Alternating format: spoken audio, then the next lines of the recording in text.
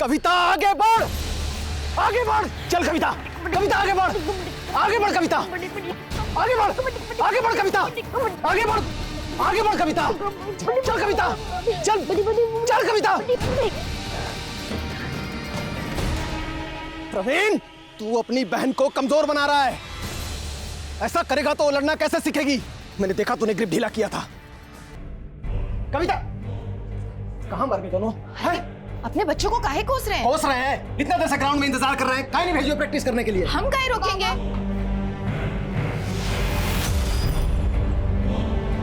अरे क्या हुआ?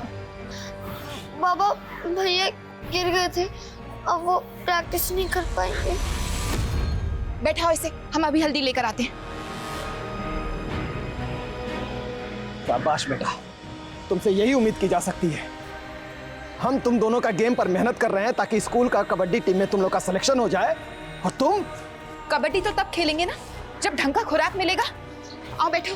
और वैसे भी आप कौन सा खिलाड़ी बन गए? हाँ, नहीं बन पाए खिलाड़ी, काहे कि हमारा बाप हमको प्रोत्साहन नहीं दिया। लेकिन तुम ऐसी माँ हो ना जो नहीं चाहती कि तुम्हारे बच्चों का नाम हो दुनिया में। सपने दिखाना बंद कीजिए।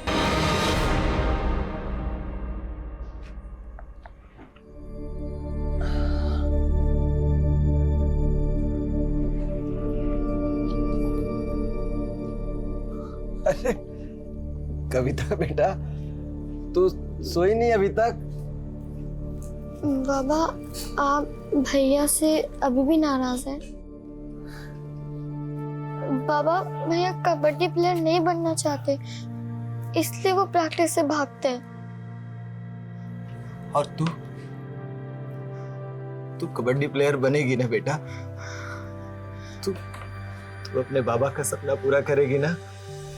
हाँ बाबा, पर आप ये शराब पीना छोड़ दीजिए बाबा। हम अंदर से टूट रहे हैं बेटा, हम तुम लोग के लिए कुछ नहीं कर पाए ना, इसलिए शराब पी लेते हैं। पर प्रॉमिस, तू जिस दिन बड़ा कबड्डी प्लेयर बनेगी ना, हम शराब छोड़ देंगे। नमस्कार, मैं दिव्यांका त्रिपाठी दहिया स्वागत करती हूँ आपका क्राइम पेट्रोल सतर्क विमेन अगेंस्ट क्राइम के इस एपिसोड में। औरतें आमतौर पे सहनशील होती हैं। कई बार अपने ऊपर हो रही ज्यादतियों को औरतें चुपचाप सह लेती हैं, और अगर नहीं तो उन्हें चुप कर दिया जाता है। तो ये कविता की कहानी क्या थी? उसका ये हाल किसने किया? ये उसके चुप रहने का अंजाम था या कुछ बोलने की सजा मिली उसे? कविता बचपन से अपने अपनों के लिए संघर्ष कर रही थी, लेकिन उसके संघर्ष की वो एक रात इतनी काली थी जिसकी वहशत से अगला सवेरा भी कांप उठा।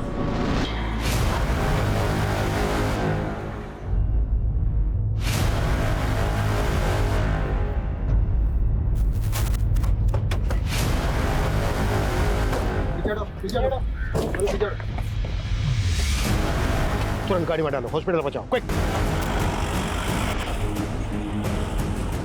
सर, ये देखिए ड्रैगिंग के मार्क्स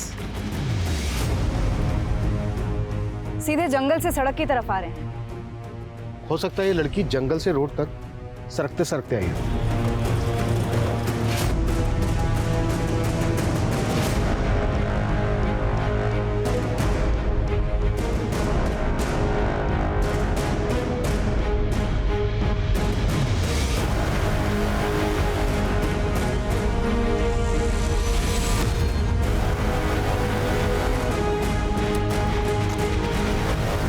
सर, ड्रैगिंग के मार्क्स यहीं से शुरू होते हैं, इसके आगे कहीं भी ड्रैगिंग के मार्क्स नहीं है। लगता है घटना यहीं घटी है। उधर शराब की बोतलें और खाना देखकर लगता है किसी शराबी जुआरी ने इस घटना को अंजाम दिया है। लेकिन कोई रैंडम ऑफेंडर लड़की के हाथ पैर बांध के ऐसे क्यों छोड़ेगा? फिर भी इस तरह के सभी लोगों को राउंड अप करो और लड़की की पहचान पता करने की कोशिश करो। सर,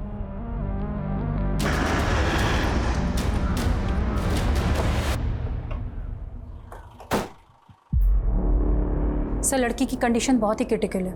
आई डोंट नो कि वो बचेगी भी या नहीं।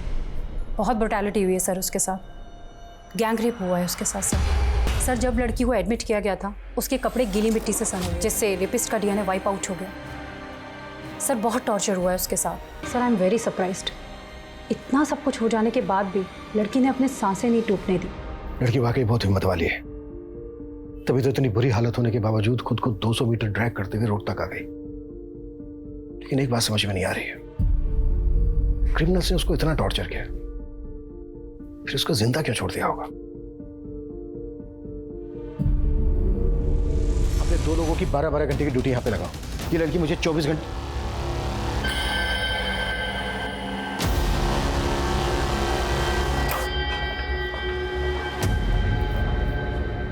सिस्टर, इनका हाथ ऐसे ऐसे सीधा करना है। राकेश, फोटो लो।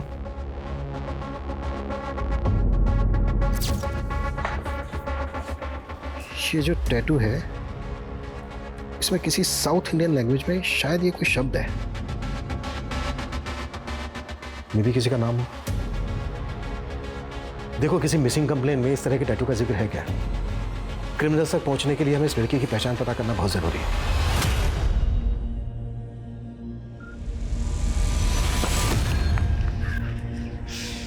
पापा का सपना था कि तो स्कूल की कबड्डी टीम में चुनी जाए, लेकिन अब हाल ये है कि स्कूल का फीस नहीं भरा तो स्कूल से नाम कट जाएगा। भैया क्यों ना हम पढ़ाई के साथ साथ कोई और काम ढूंढ ले? बाबा का सपना भी तो पूरा करना है। हम दोनों मिलकर माँ का हाथ बटाएंगे। ऊपर वाला बड़ा है निर्दयी। अब इस उम्र में तुझे विधवा कर दिया, ऊपर से 2 बच्चों का भार। उसे तू ना चिंता मत कर, हम सब सही कर देंगे। तू ही पहुंचाया हमें इस हाल में, लेकिन तेरे इरादे हम कभी कामयाब नहीं होने देंगे। ये रस्सी डल गई, इसकी ऐंठन खत्म नहीं हो रही। तो रुक, अभी बताता हूँ तुझे। दोबारा हमारी अम्मा को हाथ लगाए ना, नामट बना देंगे तुमको। देख लूंगा तुम सबको, भाई भाई को तरस दोगे तुम सब।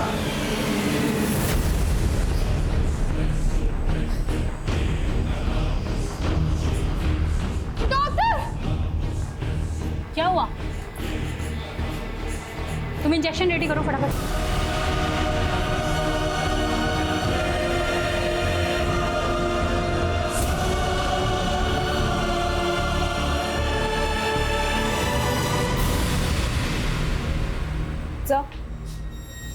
इस केस से जुड़ी कोई मिसिंग कंप्लेन तो नहीं मिली और उस लड़की की आइडेंटिटी पर भी कोई लीड नहीं मिल रही है। मैंने पता किया, उस लड़की के हाथ में जो टैटू है वो कन्नड़ में वेंकट लिखा है। हो सकता है किसी आदमी का नाम हो जो उसके बहुत अजीज हो। सर हो सकता है वो लड़की कर्नाटका से यहाँ आई। मानसी, एक काम करो, उस लड़की की फोटोग्राफ साउथ इंडिया के पुलिस हेडक्वार्टर्स में सर्कुलेट करो। Yes doctor. व्हाट? कोमा में चली गई? डॉक्टर जल्द से जल्द उस लड़की को कोमा से बाहर लाइए, इससे पहले कि क्रिमिनल्स अंडरग्राउंड हो जाएं। उसका स्टेटमेंट लेना हमारे लिए बहुत जरूरी है। सर मैं अपनी पूरी कोशिश कर रही हूँ, लेकिन मैं ऐसा कह नहीं सकती कि मैं लड़की को बचा पाऊंगी या नहीं बचा पाऊंगी। Okay sir. चलो।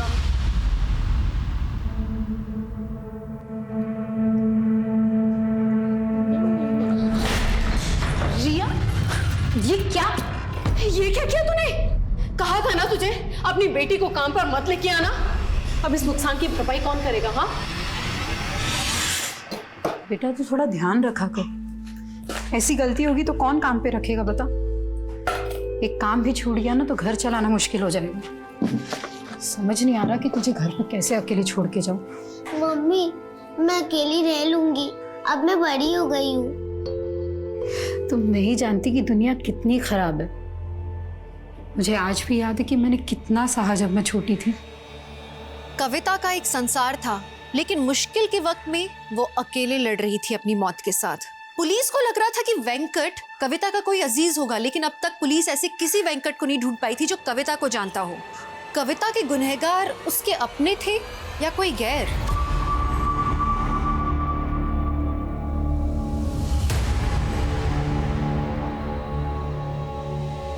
रिया बेटा, उठो बेटा, कुछ खा लो। आ जाओ, उठो बेटा, उठो। मुझे नहीं खाना, मुझे मम्मी के पास जाना है। रिया ऐसे रोते नहीं है, मैंने कहा ना मम्मी जल्दी आ जाएगी। कुछ खा लो। नहीं, आप रोज झूठ बोलती हो। मुझे मम्मी के पास जाना है। अच्छा, एक काम करते हैं, मैं ना तुम्हें मोबाइल पर कार्टून दिखाती हूँ, फिर खाओगी?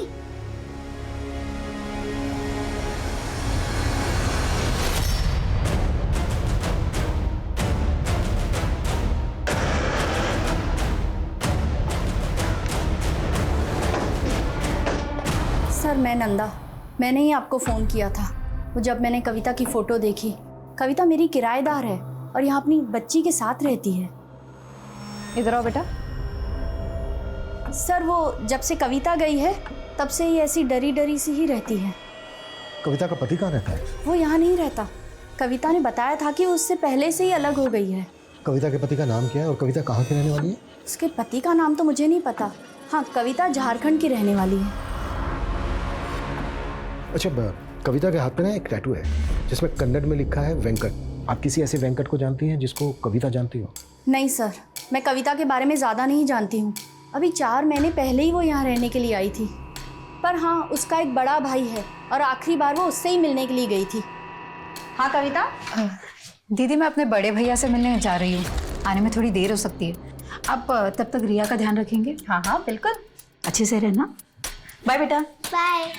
लेकिन वो आई ही नहीं और जब मैंने यहाँ की पुलिस को बताया तो उन्होंने भी कुछ ज़्यादा इंक्वायरी नहीं की। कविता का भाई रहता कहाँ है? वो मुझे नहीं पता। कविता का नंबर तो होगा आपके पास? हाँ है। कविता के घर की तलाशी लो। हो सकता है कविता के घर में उसके पति और पति से रिलेटेड कोई क्लू मिल जाए। सर मिंदा जी, आपको किसी पे शक है जो कविता का ही हाल कर सकता है? हाँ सर, एक आदमी है मंगल, और मैंने उसके बारे में पुलिस को भी बताया था। पर 2 महीने हो गए, पुलिस उसे ढूंढ ही नहीं पाई। ढूंढ नहीं पाए मतलब? ये कौन है मंगल? क्या किया था इसने ऐसा? सर, 1 नंबर का नशेड़ी है। पूरा मोहल्ला उससे परेशान रहता है।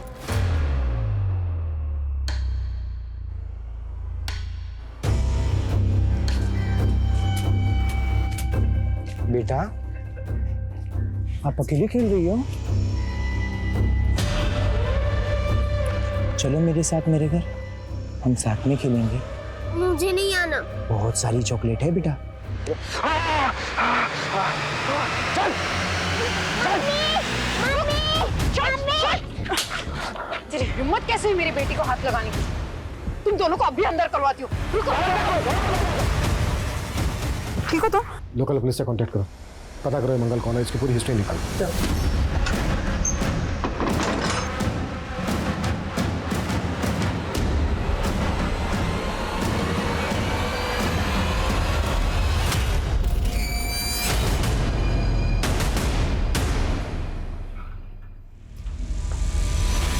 मम्मा, मम्मा।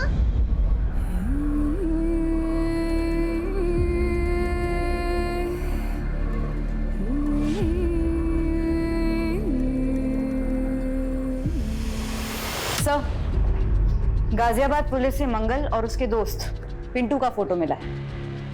कविता के गायब होने पर नंदा ने इन्हीं दोनों पर आरोप लगाया था। मंगल,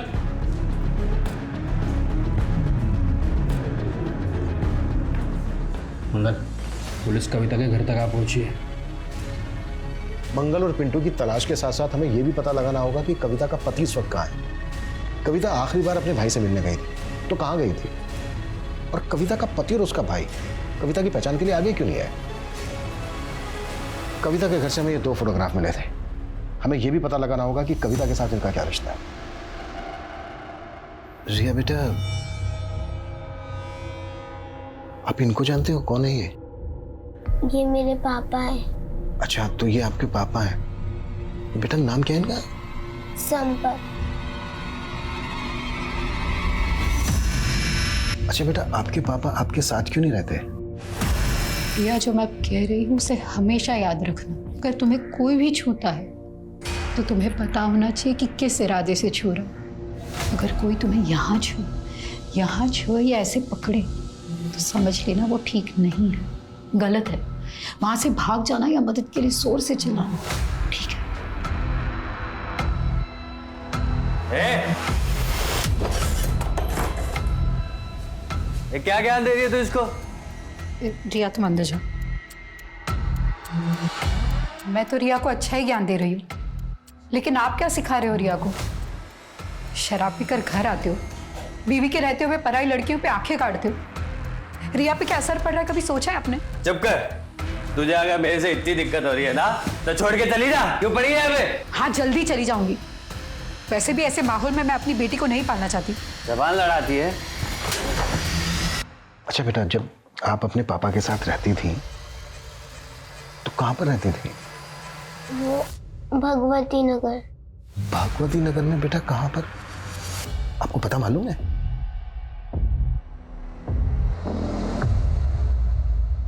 अच्छा बेटा, ये कौन है, इनको जानते हो? ये मेरे प्रवीण मामा है। तो बेटा ये जो साथ में है ये आपकी मामी होंगी, है ना? हाँ, सुजाता मामी। बेटा आपकी नंदा आंटी ने बताया था कि आपकी मम्मी आपके प्रवीण मामा से मिलने गई थी। आपको पता है वो क्यों गई थी? और आपके प्रवीण मामा और मामी कहाँ पर रहते हैं? पता नहीं। आपके प्रवीण मामा और मामी का कभी कोई झगड़ा हुआ था? चॉकलेट? नहीं, ये ऐसे नहीं मिलेगी। पहले मामा को ये लो तुम्हारी चॉकलेट। ये लो। मामी, आपको पता है मैंने कल ड्राइंग बनाई। अच्छा, चलो दिखाओ मुझे। भाभी चाय 2 मिनट में आई। अरे कविता, तुमने रिया का एडमिशन कराया ना स्कूल में? वो भैया दाखिले से पहले बच्चे के माँ बाप का भी इंटरव्यू लेते हैं। इसके लिए हमें अंग्रेजी सीखनी पड़ेगी। बस कैसे भी करके उसका वहाँ दाखिला हो जाए। भैया वहाँ स्पोर्ट्स भी है। अच्छा। अब हम तो कबड्डी प्लेयर बन नहीं पाए, पर रिया हमारे बाबा का सपना जरूर पूरा करेगी। अच्छा है ना? बनेगी ना तो कबड्डी प्लेयर? हाँ मम्मा, मैं बहुत बड़ी कबड्डी प्लेयर बनूंगी। ओह अच्छा अच्छा, तो आपकी मम्मी आपको कबड्डी प्लेयर बनाना चाहती है ना? Strong girl. अच्छा बेटा, आपकी मम्मी के ना यहाँ पर हाथ पर बेटा ये एक कन्नड़ में ना एक नाम लिखा है, वेंकट। बेटा आप बता सकते हो ये वेंकट कौन है?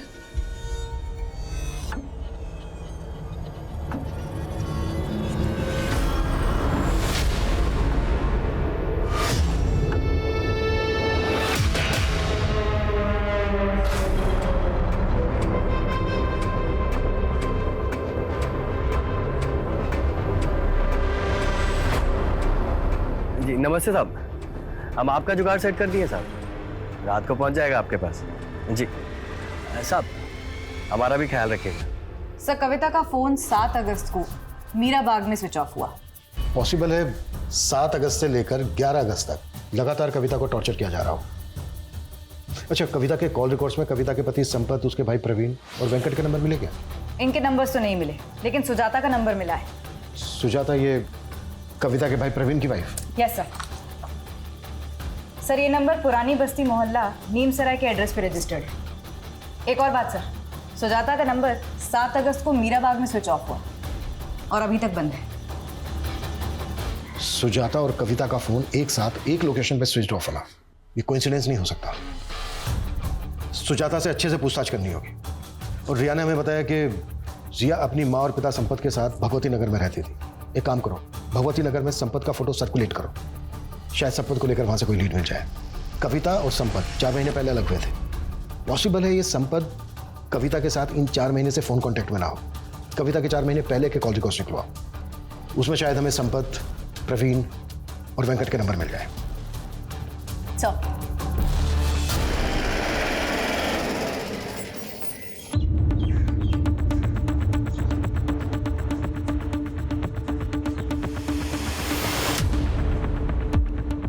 यहाँ तो अक्सर ताला ही लगा रहता है। सुजाता बहुत कम ही रहती है यहाँ पे। और उसका पति प्रवीण, वो नहीं रहता यहाँ पे? उसका तो कोई पति है ही नहीं। पति नहीं है? हमें तो पता चला कि ये उसका पति है। इसे तो कभी नहीं देखा यहाँ पे। और ये कविता नाम है इसका? इसे भी नहीं देखा। सुजाता की फैमिली में और कौन कौन है? उसकी कोई फैमिली नहीं है, वो अकेले ही रहती है। और जब भी आती है तो नए नए आदमी आते जाते रहते हैं। हमने तो सुना है वो धंधा करती है। What? सुजाता एक प्रोस्टिट्यूट है? कविता और सुजाता का फोन एक साथ 7 अगस्त को मीराबाग में स्विच ऑफ हुआ था। मैंने कहा था ना, ये कोइंसिडेंस नहीं हो सकता। सुजाता इस वक्त हमारी प्राइम सस्पेक्ट है। हमें सुजाता और प्रवीण दोनों को ढूंढना होगा। और थोड़ा देना। बाद में दूंगा भाई। अरे वो मंगल मांग रहा है। समझा दे। एक पुलिस। अबे भाग!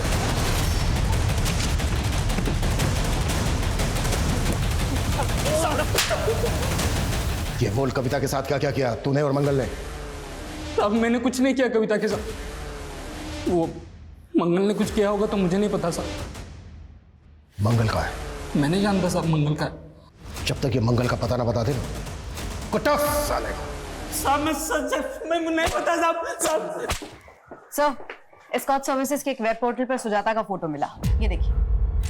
बुक करो इसे और ट्रैप करो। संपत के बारे में कुछ पता चला? सर, उसके झारखंड वाले घर में भी ताला लगा हुआ है। झारखंड पुलिस से पूछा तो पता चला कि संपत दिल्ली के किसी बार में वेटर है, लेकिन कौन से बार में ये नहीं मालूम चला। तो मालूम करो संपत क्यों और किस मकसद से गायब है। कहीं ऐसा तो नहीं है कि वो इस केस का राजदार है?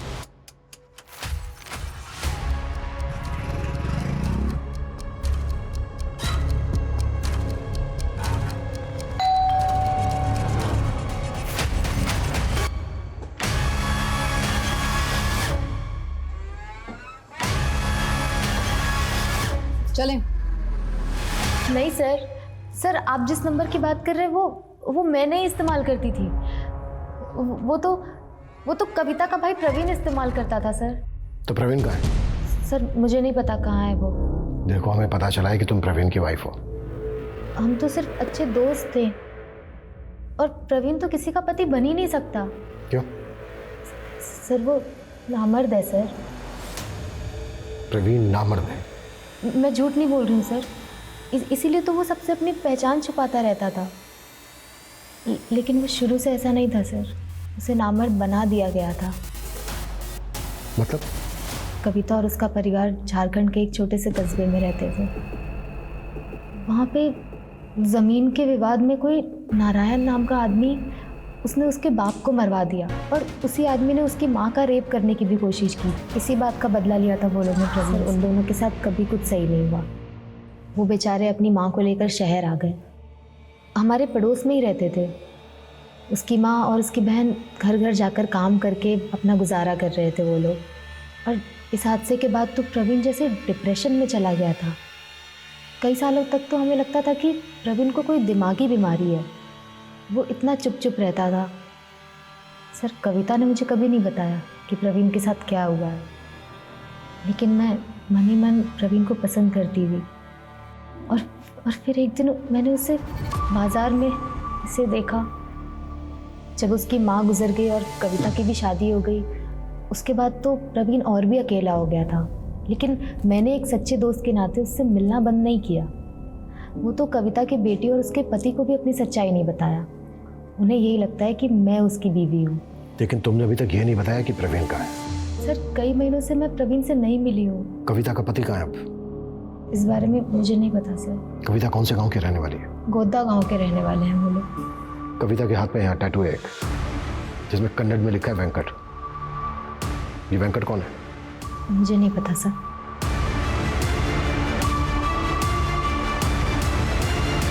पता करो इस सुजाता की कहानी में कितनी सच्चाई है, या ये फिर अब भी हमें घुमा रही है। झारखंड पुलिस से कांटेक्ट करो।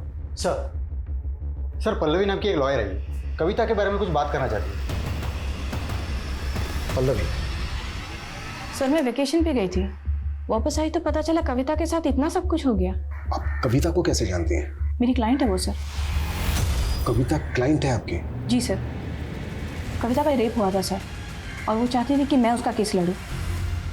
किसने किया था? रामबाग पुलिस स्टेशन के कांस्टेबल मुकेश ने सर। कविता उसके घर पे काम करती थी और इसी ने कविता का रेप किया सर। एक पुलिस कांस्टेबल ने कविता का रेप किया था? जी हाँ सर, और उसके पति ने भी उस बेचारी का साथ नहीं दिया सर। ये आंसू बहा के मत दिखा। हाँ, क्या भरोसा, तू खुद सोई हो उसके साथ जाकर, और जब मन भर गया और लगा कि मुझे तेरे इस रिश्ते के बारे में पता चल जाएगा तो नाटक कर रही है। कैसे आदमी आप, मेरे साथ इतना सब गलत हुआ और मुझ पे इलाज लगा रहे। तो तेरी क्या आरती उतारूं मैं? चुप करके बैठ जा। और है ना, तू जानती है ना वो कितना पावरफुल आदमी है। कुछ नहीं कर सकती तू उसका।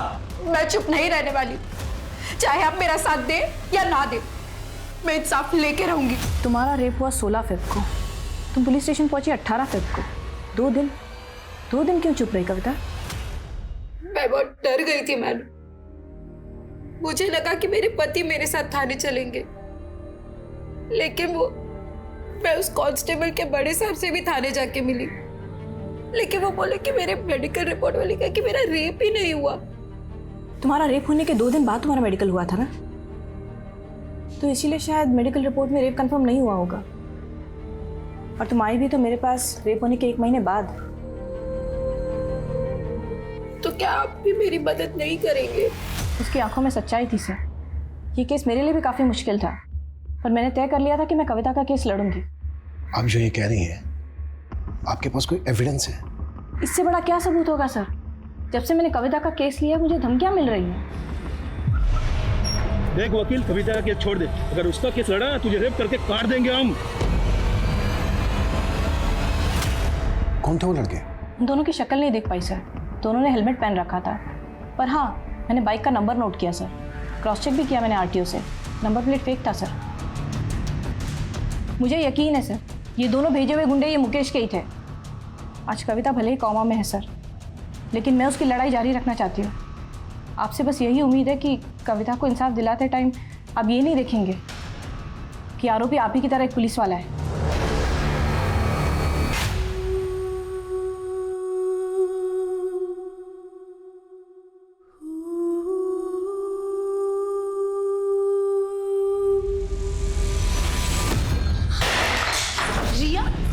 ये क्या किया तूने? कहा था ना तुझे अपनी बेटी को काम पर मत लेके आना। अब इस नुकसान की भरपाई कौन करेगा? हाँ, आखिरी बार बोल रही हूँ, इसे काम पे मत लेके आना। अरे इतना अच्छा शोपीस तोड़ दिया, देखो तो। बच्चे क्यों डांट रही हो तुम? हैं? छोटी सी चीज तो तोड़ी है। तू टेंशन मत ले, चाय बना के ला मेरे। जी सर।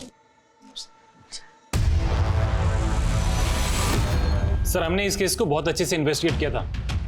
कविता के आरोपों में कोई सच्चाई नहीं थी, सरासर झूठ बोल रही थी वो। कहीं ऐसा तो नहीं है कि तुम कांस्टेबल मुकेश को बचा रहे हो? सर, मैं किसी को नहीं बचा रहा हूँ। हाँ, मुझे अभी पता चला है कि कविता के साथ गैंग रेप हुआ है। I am sorry for that. लेकिन ये साबित नहीं हुआ था कि मुकेश ने कविता का रेप किया था, बल्कि उसके पति ने भी उसके खिलाफ गवाही दी। क्या है ना साहब, मेरी बीवी हमारी बेटी को अंग्रेजी मीडियम में भेजना चाहती, तो इसलिए ज़्यादा से ज़्यादा पैसा जुटाने में लगी रहती है साहब। मतलब असल में कोई रेप नहीं हुआ उसके साथ? वो बोल तो रही है उसका रेप हुआ है, पर मुझे नहीं लगता। सर, जब कविता का हस्बैंड ही उस पर डाउट कर रहा था, हम भरोसा कैसे करते?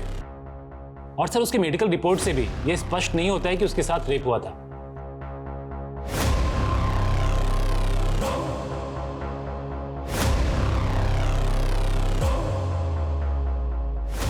नहीं सर, ऐसा नहीं है जैसा आप कह रहे हैं। सर, दरअसल क्या है कि कविता की बेटी ने हमारे घर में एक कीमती सामान तोड़ दिया। मेरी बीवी उदिता ने उसकी बेटी को डांट दिया। बस सर, इसी खुंदक में उसने मुझे बदनाम करने की कोशिश की। लेकिन उसके पति ने तो स्टेटमेंट दिया है कि वो ये सब करके तुमसे पैसा वसूल करना चाहती थी। कहीं ऐसा तो नहीं है कि वो स्टेटमेंट देने के लिए तुमने उसके पति को खरीद लिया था? सर, मैंने ऐसा ना तो किया है और ना ही मेरे खिलाफ कोई ऐसा आरोप साबित हुआ है। इनफैक्ट मैं तो छुट्टी लेके चला गया था जब ये इन्वेस्टिगेशन शुरू हुई थी, ताकि इन्वेस्टिगेशन अच्छे तरीके से हो जाए। और फाइनली सच्चाई निकल कर आई सबके सामने और मुझे मेरी वर्दी वापस मिल गई। पर उसने कसम खाई थी तुम्हारी वर्दी उतरवाने की। वो भी कोर्ट में जाना चाहती थी तुम्हारे खिलाफ। कहीं ऐसा तो नहीं है कि इसी डर की वजह से तुमने? सर, मैं अभी भी रेडी हूँ। आप जो इन्वेस्टिगेशन करना चाहते हैं कर लीजिए, और अगर कोई भी चीज़ मेरे खिलाफ आती है तो मैं सजा पाने के लिए भी तैयार हूँ। जिस कॉन्फिडेंस के साथ कांस्टेबल मुकेश बात कर रहा था, उससे तो यही लग रहा है कि उसने फुल प्रूफ प्लान बनाया होगा। आई एम श्योर इसने कविता के हस्बैंड को भी खरीद दिया होगा। सर, हो तो ये भी सकता है कि कांस्टेबल मुकेश ने मंगल की रंजिश का फायदा उठाकर ये कांड करने के लिए उसका इस्तेमाल किया। सर, कविता का फोन मीरा बाग में ही बंद हुआ था, और सर उसी दौरान वहाँ की पुलिस को एक किन्नर की लाश मिली थी। सर, इसका फोटो है, इसलिए इसका अंतिम संस्कार कर दिया गया। लेकिन सर, इस लाश का चेहरा कविता के भाई प्रवीण से हूबहू मिलता है, और सर प्रवीण भी तो किन्नर ही था। इसका मतलब सिर्फ कविता ही नहीं, बल्कि कविता का भाई प्रवीण भी क्रिमिनल्स के टारगेट पे था। जी सर, सुजाता ने हमें जो इन्फॉर्मेशन दी थी वो भी सही थी सर। 12 साल पहले कविता के पिता सुबोध की हत्या हुई थी, जिसका प्राइम सस्पेक्ट नारायण ही था। लेकिन सर पुलिस को नारायण के खिलाफ कोई सबूत नहीं मिला था। पर क्या 12 साल पुराने उस हादसे का इस केस से कोई कनेक्शन हो सकता है? शक के आधार पर पुलिस नारायण को भी इन्वेस्टिगेट कर रही थी। 12 साल पहले हुए गुनाहों से ज्यादा उसने मौजूदा वक्त में बर्बरता देखी। जिंदगी के अलग अलग पड़ावों में उसने ज्यादतियों के पहाड़ ढोए हैं। बचपन में उसकी मासूमियत पर वार किया गया और शादी हुई तो पति की घरेलू हिंसा का वार किया गया। बेटी को अच्छी शिक्षा देने के लिए उसने काम शुरू किया तो उसकी अस्मिता पर वार किया गया। क्या उसे किसी भी मोड़ पर इंसाफ मिलेगा? उसकी बची कुछ ही सांसें भी इंसाफ के लिए गुहार लगा रही थी, लेकिन इंसाफ की लड़ाई जारी रख पाना अब उसके लिए बहुत मुश्किल नजर आ रहा था। क्या उसके गुनहगार उसके अटूट हौसले से भी ज्यादा ताकतवर थे? राकेश, 7 अगस्त को कविता को अपनी किस पार्टी के पास भेजा था तूने जिसने उसका यह हाल किया? साहब मैं मानता हूँ मैं गलत आदमी, ये लड़कियों का धंधा करता हूँ, पर साहब मैंने कविता के साथ कुछ भी गलत नहीं किया। कांस्टेबल मुकेश से कितने पैसे लिए तूने? साहब मैंने कोई पैसे नहीं लिए साहब। तो तुझे यकीन था कि कविता का रेप नहीं हुआ? साहब तब यकीन नहीं था, पर अब लग रहा है बहुत बुरा हुआ उसके साथ साहब। साहब लेकिन मैं इसमें शामिल नहीं हूँ साहब, सब सच बोलो, माँ कसम साहब। वेंकट कौन है? वेंकट? हाँ वेंकट, कविता के हाथ पे कन्नड़ में लिखा है वेंकट, कौन है ये? हाँ साहब वो कविता के कलाई पे साउथ इंडिया भाषा में कुछ लिखा तो था, पर साहब मुझे नहीं पता वो वेंकट लिखा था साहब। साहब वो बोली थी वो शादी के पहले का लिखा था, उसकी माँ के साथ कर्नाटका गई थी तो मंदिर के बाहर बुधवाया था। ये मंगल तेरे रैकेट का हिस्सा है ना? मैं नहीं जानता साहब किसी मंगल को।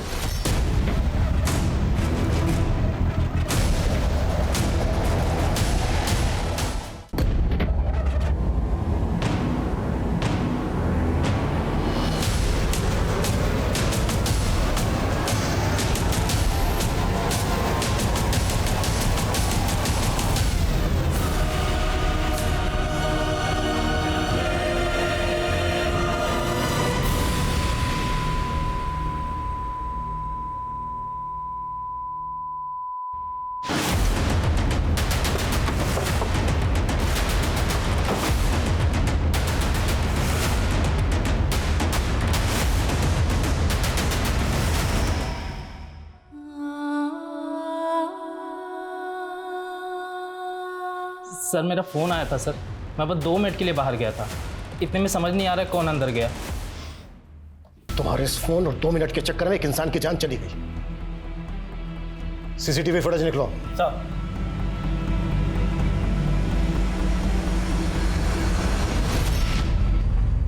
इसने सर कपड़े तो वार्ड बॉय के पहने हैं, लेकिन ये हमारे हॉस्पिटल का स्टाफ नहीं है सर। इस आदमी की फोटो हर जगह सर्कुलेट करो, पता करो ये कौन है। हॉस्पिटल के बाहर का सीसीटीवी फुटेज भी चेक करो ये आदमी कहां से आया, किस डायरेक्शन से आया और किस डायरेक्शन में भागा। क्विक!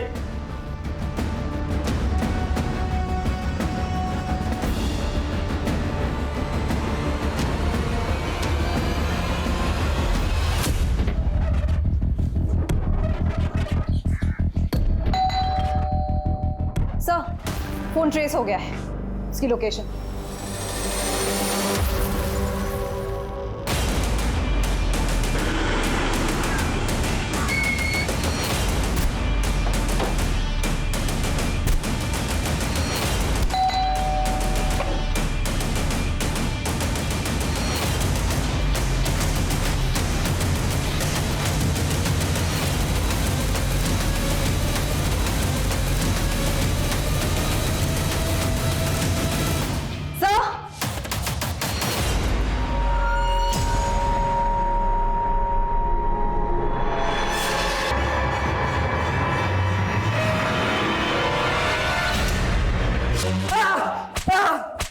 मानसी,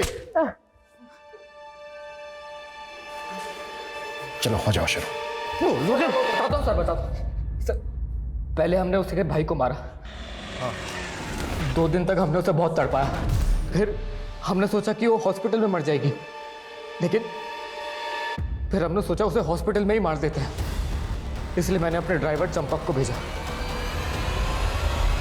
और ये सब तुमसे पल्लवी ने करवाया ना? मैं नहीं जानती इसे, 2 लड़कों ने आपको जान से मारने की धमकी दी थी ना?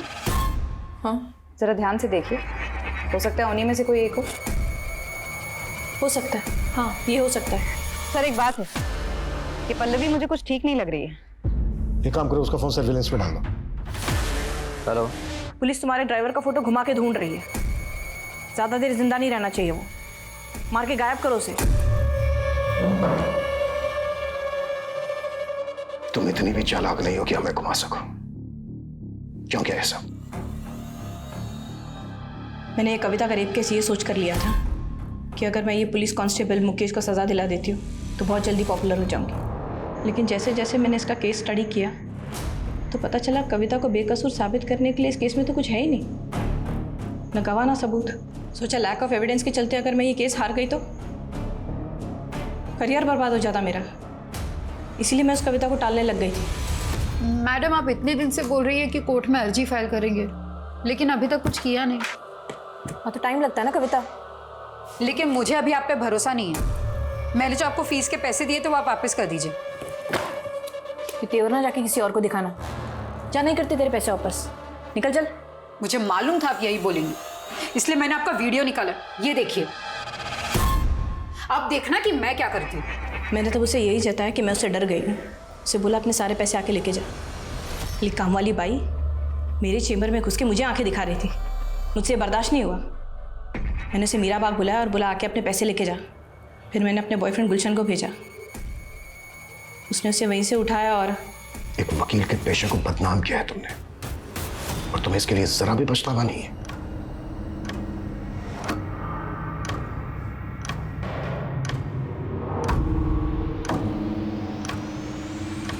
हम अक्सर देखते हैं कि इंसाफ की लड़ाई सौदेबाजी का व्यापार बन जाती है।